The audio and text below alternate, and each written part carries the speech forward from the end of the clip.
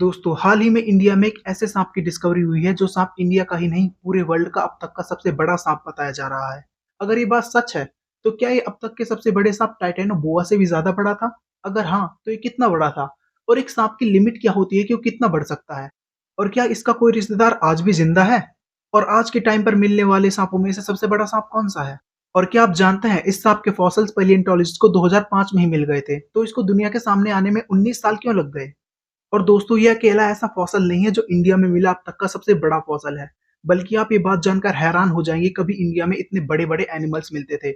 इसके अलावा और भी ऐसे फॉसल्स हैं जो इंडिया में मिले हैं और वो इंडिया के नहीं पूरे वर्ल्ड के अब तक के सबसे बड़े एनिमल्स के माने जाते हैं।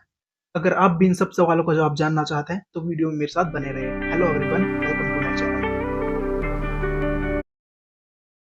डॉक्टर सुनील वाजपेयी एक वर्टिब्रेट पेलियोंटोलॉजिस्ट साल 2005 में गुजरात के कच्छ इलाके में पांद्रो कोइल्स माइन में से वो एक 27 पीसेस की वर्टिब्रे यानी एक रीढ़ की हड्डी डिस्कवर करते हैं।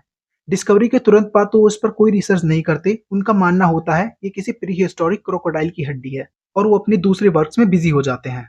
और पिछले ही साल मिड 2023 में पेलियोंटोलॉजिस्ट सुनील वाजपेयी और उनके कोलीग्स उनके ऊपर काम करते हैं। उन्हें एक हैरान करने वाली बात पता चलती है। जिसे वो एक प्री हिस्टोरिक क्रोकोडाइल की रीढ़ की हड्डी समझ रहे थे, वो असल में एक स्नेक की रीढ़ की हड्डी थी। और जब प्रोफेसर सुनील वाजपेयी उसके ऊपर और रिसर्च करते हैं तो उन्हें पता चलता है ये अब तक का सबसे बड़े स्नेक की हड्डियां हैं और वो इस स्नेक के नाम को लॉर्ड शिवा के स्नेक के ऊपर वासुकी रखते हैं और इसका नाम बनता है वासुकी इंडिकस। फॉसल के ऊपर स्टडी करने के बाद 19 अप्रैल 2024 को डॉक्टर सुनील वासवी अपनी स्टडी पब्लिश करते हैं। पब्लिश होने के बाद वो पेलियोंटोलॉजी की दुनिया में तहलका मचा देती है, क्योंकि अब तक के सबसे बड़े सांप टाइटेनोबोआ को चैलेंज करने वाला सांप वासुकी इंडिकस आ गया था और वो डिस्कवरी इंडिया में हुई थी। डॉक्टर सुनील वाजपेयी बताते हैं कि वो सांप 47 मिलियन ईयर्स पहले मिलता था। एक नोट करने वाली बात यहाँ पे ये है कि 47 मिलियन ईयर्स पहले इंडिया ऐसा नहीं था जैसे आज दिखता है। इंडिया एशिया से कनेक्टेड नहीं था, बल्कि इंडिया एक बहुत बड़ा तैरता हुआ आइलैंड था जो इंडियन ओशियन में तैर रहा था। इस वजह से इंडिया की ज्योग्राफी और इंडिया का क्लाइमेट आज से बहुत ज्यादा अलग था। माना जाता है कि वो सांप ऐसे इलाके में रहते थे जहाँ पे दलदल और पानी नजदीक हो। हालांकि टाइटेनोबोआ की तरह वासुकी इंडिकस हमेशा पानी में रहने वाला सांप नहीं था, बल्कि उसे जमीन पर शिकार करने वाला सांप बताया जाता है। पर एक बहुत बड़े सांप होने की वजह से वो हमेशा पानी के नजदीक रहता था, क्योंकि उसके लिए भी 24/7 जमीन पर रहना बहुत ही अनकंफर्टेबल होता होगा और वो अपनी मसल को रिलैक्स करने के लिए पानी में जाता होगा। और अब बात करते हैं इसके साइज के ऊपर। हालांकि वासुकी इंडिकस की सिर्फ 27 पीसेस की वर्टिब्रे ही मिली है और इसे इसकी पूरी लेंथ का अंदाजा लगाना बहुत मुश्किल है। पर इसका एस्टिमेटेड साइज 10 से 15 मीटर यानी कि 35 से 50 फीट के आसपास बताया जा रहा है और इसका वजन लगभग 1 टन, जो कि एक बहुत बड़ा सांप है। अगर ये नंबर सही हैं, तो इसमें कोई डाउट नहीं है कि वासुकी इंडिकस अब तक का सबसे बड़ा सांप। लेकिन इसी वक्त पर एक और सांप था जो कि दुनिया के दूसरे कोने में रह रहा था। उसका नाम था टाइटेनोबोआ, जिसका साइज 12 मीटर के आसपास बताया जाता है और उसका वजन 1600 किलोग्राम, जो कि अपने आप में ही एक बहुत बड़ा एनिमल है। अगर हम इसका साइज कंपेयर करें तो ये हमारे लिए बहुत आसान बात नहीं होगी। वो इसलिए क्योंकि वासुकी इंडिकस और टाइटेनोबोआ दोनों ही चीजों के हमारे पास लिमिटेड फॉसिल्स अवेलेबल हैं। और अगर हम एस्टिमेटेड साइज की बात करें तो ये बात एक तरह से पर्सपेक्टिव के ऊपर भी डिपेंड करती है। जैसे मैं आपको समझाता हूँ। अगर मैं आपसे पूछूं आज के टाइम पर दुनिया का सबसे बड़ा लैंड एनिमल कौन सा है, तो बहुत लोग कहेंगे अफ्रीकन बुश एलिफेंट, जो कि सही है। पर कुछ लोग कहेंगे जिराफ सबसे टॉल एनिमल है, जो कि अफ्रीकन बुश एलिफेंट के मुकाबले वाकई में बहुत बड़ा है, तो जिराफ को फर्स्ट पोजीशन पे आना चाहिए। इसी तरह से आज के टाइम पे बात करें कि आज के टाइम पर दुनिया का सबसे बड़ा स्नेक कौन सा है, तो बहुत से लोग कहेंगे ग्रीन एनाकोंडा और बहुत से लोग कहेंगे रेटिकुलेटेड पाइथन। और सच बात कहूं तो ये दोनों ही सही हैं।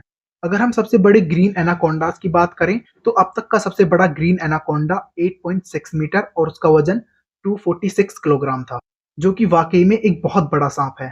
पर अगर हम रेटिकुलेटेड पाइथन की बात करें तो अब तक का सबसे बड़ा पाइथन 10.2 मीटर्स का था, जो कि वाकई में एक 8 मीटर लंबे एनाकोंडा से बहुत ज्यादा बड़ा है। तो अगर आपके लिए लेंथ मैटर करती है तो नो डाउट वासुकी इंडिकस अब तक का सबसे बड़ा सांप था, और अगर आपके लिए वेट मैटर करता है तो हाँ, टाइटेनोबोआ अब तक का सबसे बड़ा सांप था। वैसे आपको क्या लगता है, टाइटेनोबोआ या वासुकी इंडिकस, इनमें से सबसे बड़ा कौन था? आप अपना जवाब कमेंट में जरूर लिखिएगा। वैसे अगर आपके लिए लेंथ मैटर करती है तो एक गुड न्यूज और है, क्योंकि आज के जमाने में मिलने वाला सबसे बड़ा सांप रेटिकुलेटेड पाइथन वो भी इंडिया में ही मिलता है। वैसे कोई सांप वासुकी इंडिकस या टाइटेनोबोआ से भी ज्यादा बड़ा था? अभी तक तो इसका कोई फॉसिल रिकॉर्ड मिला नहीं है। अगर आगे मिलेगा तो मैं उसको जरूर कवर करूंगा। पर अगर हम अब तक के सबसे लंबे सांप की बात करें तो नो डाउट वो वासुकी इंडिकस था। वैसे अगर बात करें कि वासुकी इंडिकस कितना बड़ा हो सकता, तो हम इसको आज के सांपों के साथ कंपेयर करते हैं। वैसे एक मिथ है जो कि इंटरनेट पर बहुत वायरल हो रहा है। लोग हमेशा कहते हैं कि सांप अपनी पूरी जिंदगी बढ़ते रहते हैं, उनका साइज कभी नहीं रुकता। वेल देखा जाए तो ये चीज सच नहीं है। हालांकि सांप अपनी पूरी लाइफ ग्रो होते हैं, बट एक लिमिट के बाद वो अपना ग्रो होना बहुत स्लो कर देते हैं। अपनी एक एज पर आ जाने के बाद वो इतना स्लो ग्रो होते हैं कि उसको सही मायने में ग्रोथ नहीं कहा जा सकता। पर अगर पाइथन या फिर एनाकोंडा जैसे सांप को अगर बचपन से ही अच्छा फूड और अच्छी क्लाइमेट कंडीशन दी जाए, तो वाकई में वो एक बहुत बड़े सांप में ग्रो हो सकता है। और इन चीजों में हमारे पास हमेशा एक्सेप्शंस मौजूद होते हैं। जैसे जिस 10 मीटर वाले पाइथन की बात हमने वीडियो में पहले की थी, वो एक एक्सेप्शन था।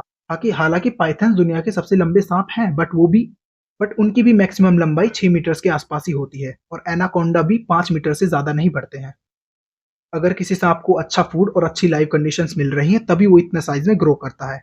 तो इसी वजह से हम कह सकते हैं कि अगर वासुकी इंडिकस को अच्छा फूड, अच्छी क्लाइमेट कंडीशंस मिली होंगी, तो वाकई में वो बहुत ज्यादा बढ़। और वैसे भी जो वर्टिब्रे हमें मिली है, हमें नहीं पता कि वो किसी मेल स्नेक के हैं या फीमेल स्नेक के। वो स्नेक अडल्ट था या फिर मैच्योर। लिटरली हम उस फॉसल के बारे में बहुत कम जानते हैं।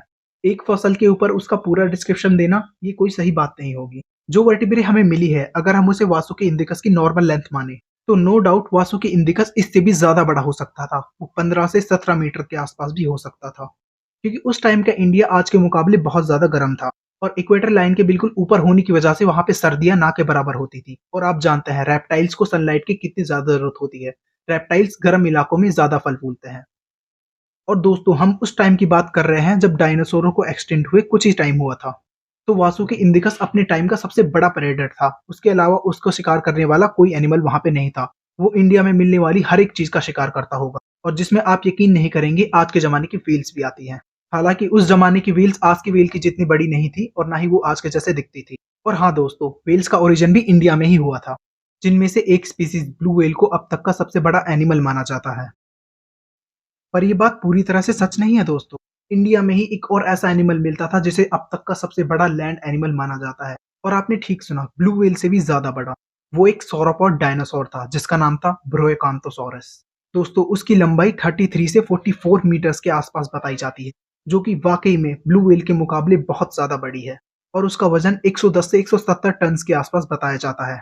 हालांकि इसके भी लिमिटेड फॉसल होने की वजह से इस पर भी बहुत कम रिसर्च हुई है, और इसके साइज को भी पेलियोंटोलॉजिस्ट गलत मानते हैं। और अगर इसके और फॉसल्स इंडिया में मिलते हैं, तो इसके पूरे फॉसल्स पर रिसर्च जरूर होगी। वैसे दोस्तों इसके अलावा और भी ऐसे एनिमल्स हैं जो इंडिया में मिलते थे, और वो इंडिया के ही नहीं पूरे वर्ल्ड के सबसे बड़े एनिमल्स माने जाते हैं। उन्हीं में से एक था अब तक का सबसे बड़ा लैंड एनिमल, पैरासेराथेरियम। ये हॉर्नलेस राइनो यानी गेंडे की एक प्रजाति थी, जो कि आज के मुकाबले बहुत ज्यादा बड़ी थी। और अगर बात करें इसके साइज की, तो इसकी हाइट 4.8 मीटर्स की बताई जाती है, और इसका वजन 15 से 20 टन का बताया जाता है। और ये एनिमल अपने टाइम पर चाइना, इंडिया और यूरेशिया में मिलता था। इसके बाद इंडिया में एक और एनिमल की डिस्कवरी होती है, जो अब तक का सबसे बड़ा एलिफेंट माना जाता था, पर अब उसे अब तक का सबसे बड़ा लैंड एनिमल माना जाता है, और उसने पैरासेराथेरियम को भी पीछे छोड़ दिया। वो एक एलिफेंट की स्पीसीज थी। उसका नाम था पेलियोलॉक्सडॉन नोमैडिकस। अगर उसके साइज की बात करें दोस्तों, तो उसकी हाइट 5.2 मीटर्स यानी 17 फीट के आसपास बताई जाती है, और उसका टोटल वजन 22 टन्स का था, जो कि वाकई में एक जाइंट था। और यही नहीं दोस्तों, दुनिया का अब तक का सबसे बड़ा एप जाइगेंटोपिथेकस भी इंडिया में ही मिलता था, और उसकी हाइट 9 से 10 फीट के आसपास बताई जाती है, और उसका वजन 300 से 350 किलोग्राम के आसपास। तो देखा आपने दोस्तों, इंडिया सच में जाइंट्स की धरती हुआ करता था। वैसे अगर आप इनमें से किसी एनिमल के ऊपर एक सेपरेट वीडियो चाहते हैं, तो मुझे कमेंट में जरूर बताइएगा, मैं उसके ऊपर जरूर काम करूंगा। वैसे एक सवाल आपके दिमाग में जरूर आया होगा, क्या टाइटेनोबोआ और वासुकी इंडिकस जैसे सांपों के रिश्तेदार आज भी मौजूद हैं? चलिए इसका भी पता लगाते हैं।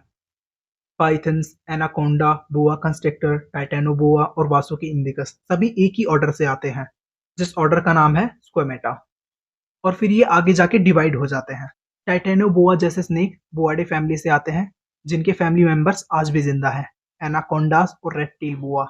तो हाँ, आप कह सकते हैं आज के एनाकोंडास टाइटेनोबोआ के ही रिलेटिव थे। और अगर बात करें वासुकी इंडिकस की, तो वो मैट्सोयास्थिया फैमिली से आते थे, जिसका आज कोई रिलेटिव मौजूद नहीं है, और वो फैमिली लगभग आज से 11 मिलियन साल पहले एक्सटिंक्ट हो चुकी है। वैसे अगर इसके एक्सटेंशन की बात करें, तो इसके लिए भी दो थ्योरी सजेस्ट की जाती हैं। पहली ये, जब इंडिया का कोलिजन एशिया के साथ हुआ और हिमालयस का फॉर्म हुआ, तो इंडिया का क्लाइमेट अचानक बहुत ज़्यादा चेंज हो गया, जिस चेंज को वासुकी इंडिकस जैसे सांप सर्वाइव नहीं कर पाए और वो उसी वक्त एक्सटिंक्ट हो गए। दूसरा ये कि कोलिजन के बाद वो इंडिया से निकलकर एशिया को पार कर अफ्रीका चले गए और अफ्रीका में ही उनका एक्सटेंशन हुआ। स्टोरी चाहे जो भी हो, इस बात को नहीं झुटलाया जा सकता कि वो सांप कभी इंडिया में मिलता था और वो अब तक का दुनिया का सबसे लंबा सांप था। और हमें तो सिर्फ कुछ ही एनिमल्स के फॉसिल्स मिले हैं। अगर हम और ज़्यादा इस चीज़ पर खोज करें तो पता नहीं इंडिया में और कितने बड़े-बड़े एनिमल्स होंगे जिसके बारे में हमें जानने को आगे मिलता रहेगा। और एज़ अ इंडियन हम सबको प्राउड करना चाहिए कि हमारे इंडिया में इतने बड़े-बड़े एनिमल्स कभी ज़िंदा थे।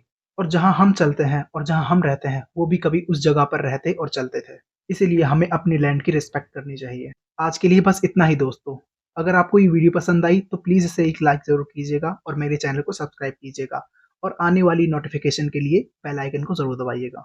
और हाँ दोस्तों, मुझे ज़रूर बताइएगा कि आपको नेक्स्ट वीडियो किस टॉपिक के ऊपर चाहिए। मैं उस वीडियो पर ज़रूर काम करूँगा। Thank you and love nature.